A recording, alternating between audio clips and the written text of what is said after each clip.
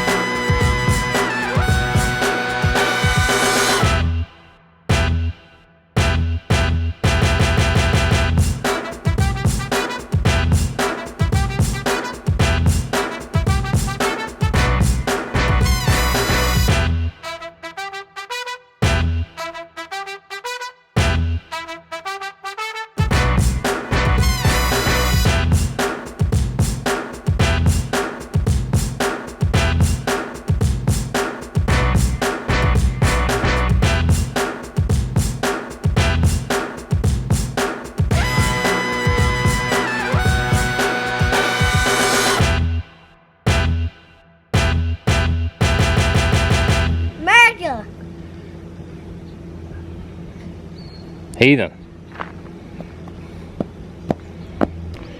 Check us out.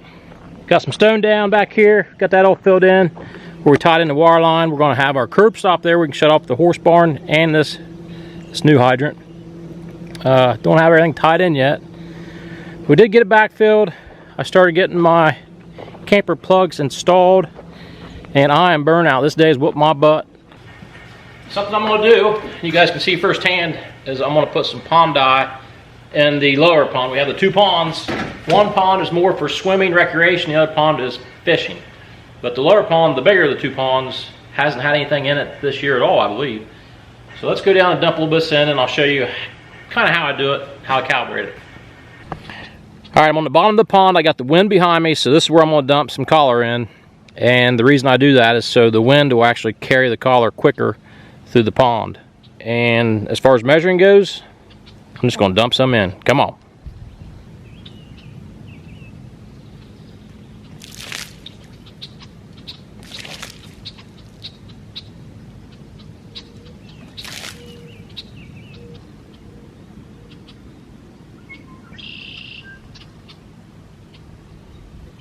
I got sidetracked by this catalpa tree, and we have a bird we've nicknamed Bruce up there. Bruce pecks on windows all day on your car. But back to this catalpa tree. This is a catalpa specioso. Obviously it's planted here. I don't know why. I did not plant it, but it's a great tree. Usually the catalpa trees have a worm that's good for fishing. I've never seen any on this tree, but they usually get the long, they look like green bean, but longer than green beans. That's the fruit of a catalpa. And the botanical name is Catalpa speciosa. Might be the first time ever that I didn't turn into Papa Smurf, aka a blue gnome, from putting this stuff in. Usually it's all over me. But it's kind of okay because we call our neighbor Rondo, we call him Papa Smurf. So when we get a little blue on us, we're like blood brothers. Next project. I want to make a log roll in the pond for the weekend. So if this was live stream, we'd be able to talk about it, but we're not. So I'm going to talk to you. You can listen and you can cuss me or give me your opinion under your breath. All right, so we got some maple, red oak. There's a piece of ash over here. Here we have some more oak. We have a red oak, bur oak. That's a bur oak on top, I believe. Here's a true white oak, which bur oak is part of the white oak family.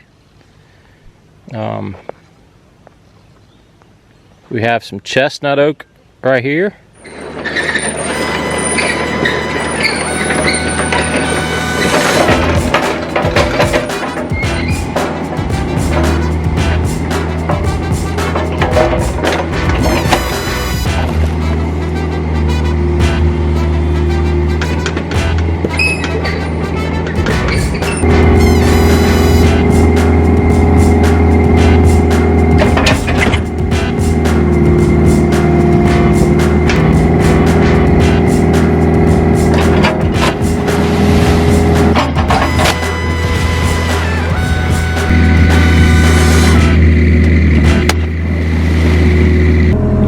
So the white oak looks like it'll be buoyant enough to use for the log roll, so that was a test success, we'll call that. But for now, we're going to leave it out of the water. It's going to grab that baby.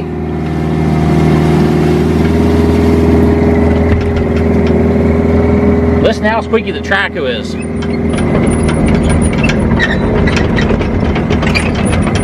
But you know the good news is we're just a few subscribers away from getting rich on YouTube, and I'll be able to buy a new one. Just kidding. Having fun. So let's take it back, clear back to episode 1 and 2. Our original episodes. I sit right here in this spot and done a closing or an intro. I was a scared pup, I really was. I know it's just a camera, but it's kind of freaky when you're talking and there's a bunch of people listening, or potentially a bunch of people listening. So I've gotten a little more camera cool, so to speak, as the episodes went on. But we're back here at the original poplar pile. We've got the poplar fence boards. So we're going to check the moisture in them. You can see out a piece of tin, a piece of the extra roofing that's laid on top of them. So they're getting airflow on the sides, getting the rain shielded from the top. So let's check the moisture to see where they're at. We also got to watch out for anacondas. 2 things that I don't like at Cairn Creek. Disclaimer, 2 things I personally don't like at Cairn Creek. That's snakes and running out of cold beer.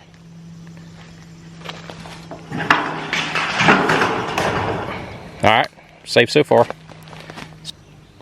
what we're going to do is let's pick this piece right here. We're going to read it upside down. 4.8. Let's go down here lower.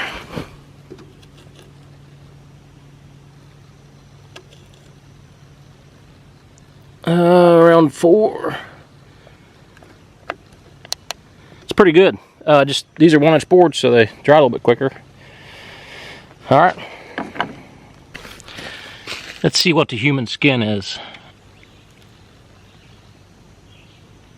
Ooh, 40% of moist. That tells me those poplar boards, they're ready. We could use them for anything pretty much that we want to. Obviously the goal is to make fence boards for the hay burners. But I'm not even close to doing that. She's got them gates down there, they're doing fine right now.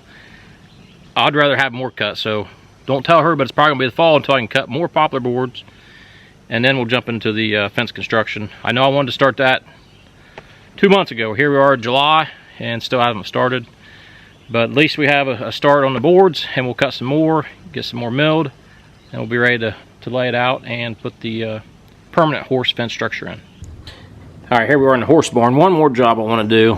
When I saw cut this floor, the sawdust comes back on your chalk line, and I basically just forgot to finish cutting this control joint. So this is exactly what a saw cut does. You saw it and you weaken the concrete, and you can see where this crack followed the weak point.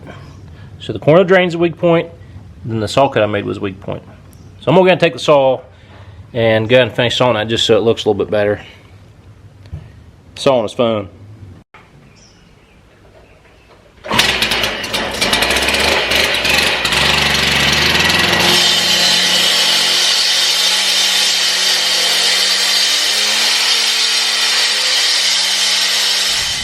Here's another crack in the concrete, but looky here. We're not at Cairn Creek. Check us out. We are at Holden Beach for the week, and I was editing this video and noticed that I did not have a proper closing. So in true fashion, not coming at you from Cairn Creek, we're coming at you from Holden Beach this time. our closing is going to be the beach. So check us out. I'm going to finish editing this video, get it posted up. Thanks for watching. Thanks for working with us. And as always, subscribe and hit the like button. And we'll see you when we get back to Ohio.